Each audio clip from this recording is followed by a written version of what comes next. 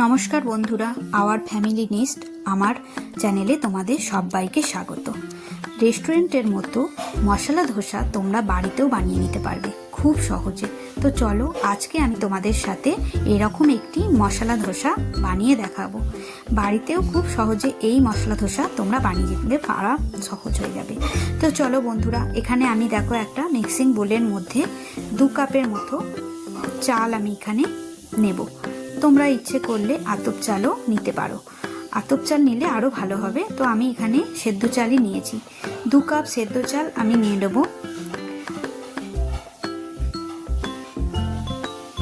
তো দেখো,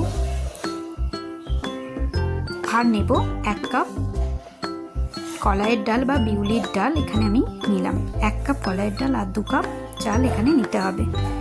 এরপরে আমি হাফ কাপের মতো ছোলার ডাল নিয়ে নিলাম,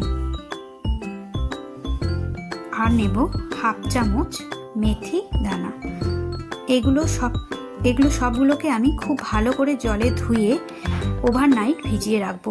তো আমি প্রথমে জলে খুব ভালো করে এগুলো পরিষ্কার করে ধুয়ে নেব, দিয়ে ওভারনাইট আমি এগুলোকে ভিজিয়ে রাখবো।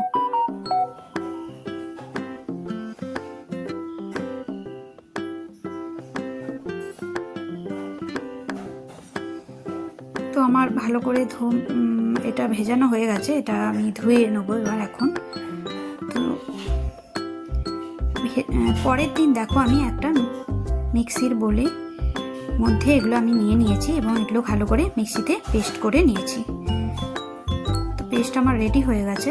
এখন আমি এটা একটা বড় বাটির মধ্যে ঢেলে নেব।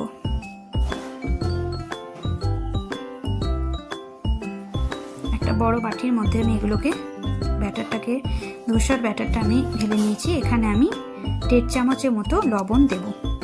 লবণ দেওয়াও যায়, না দেওয়াও যায়, তো আমি লবণ দিয়ে এটা ফার্মেন্টেশনের জন্য রাখবো। তো এটা ভালো করে আমি ব্যাটারের সঙ্গে মিশিয়ে নিয়ে 8 ঘন্টার মতো ফার্মেন্টেশনে রাখবো ঢাকা দিয়ে। কোনো গরম জায়গায় এটা রাখার দরকার আছে।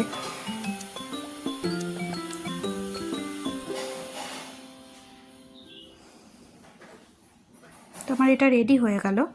এখন আমি এটা ঢাকা দিয়ে ফার্মেন্টেশনের জন্য রেখে দেব।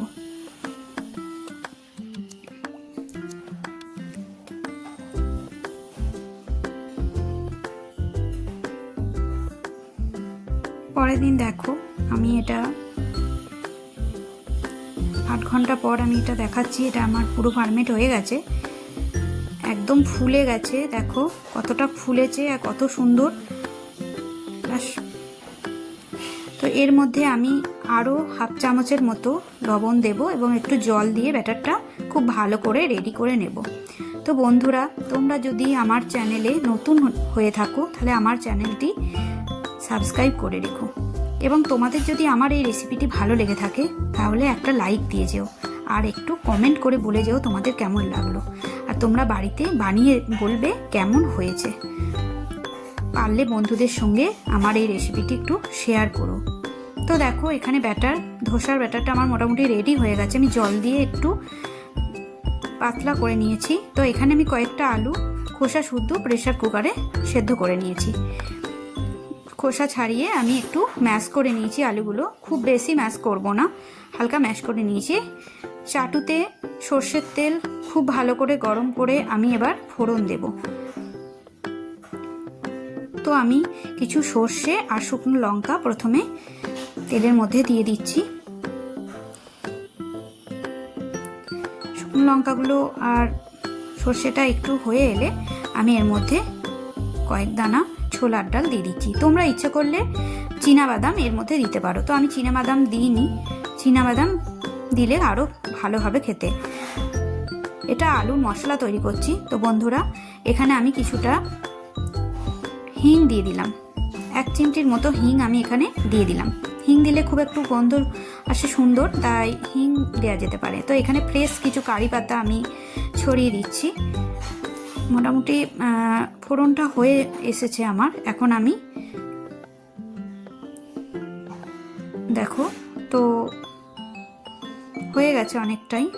বেশ একটা সুন্দর যখন গন্ধ আসবে এই কারি পাতাগুলো দেওয়ার জন্য, তখন আমি স্লাইস করা যে পেঁয়াজগুলো ছিল সেগুলো আমি এর মধ্যে ছড়িয়ে দিচ্ছি।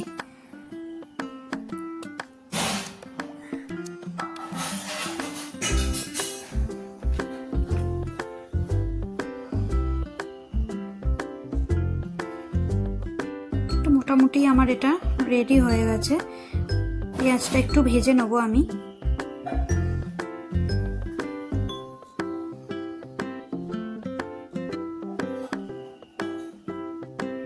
এবার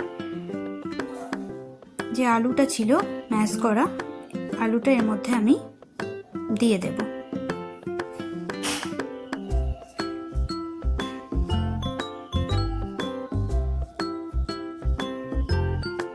আলুটা দিয়ে দিলাম, পরিমাণ মতো লবণ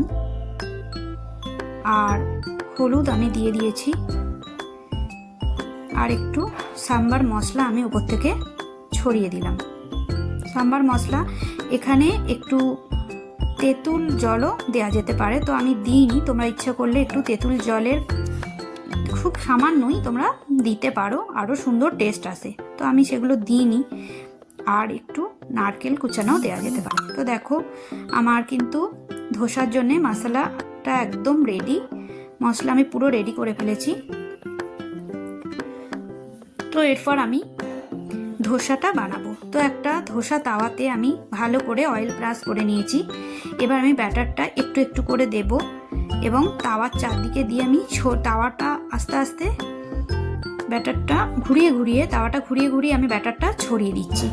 তো এইভাবেও করা যায়, অনেকে আবার হাতা দিয়েও করে, তো আমি এইভাবেই করেছি, এটাই আমার সহজ লাগে। তো আমি এইভাবেই ব্যাটারটা চারদিকে পাতলা করে ঘুরিয়ে নিয়েছি। দেখো আমার ধোসা কিন্তু আস্তে আস্তে উঠে আসছে এবং আমি মশলাটা দিয়ে দিলাম।